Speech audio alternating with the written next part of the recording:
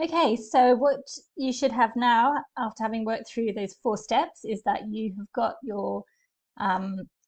sentences, you've got this stuff written here under each of the 4 headings, and then literally all you have to do to put it all together is just copy and paste it into one place. And here you have got a very simple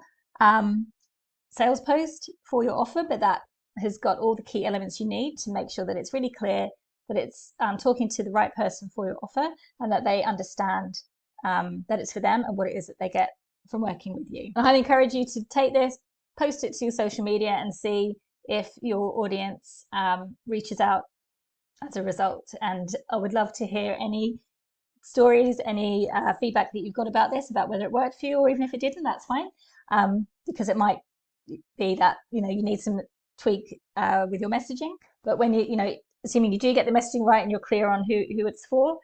and you pulled it all together like this, you should see some sort of positive response from people in your audience.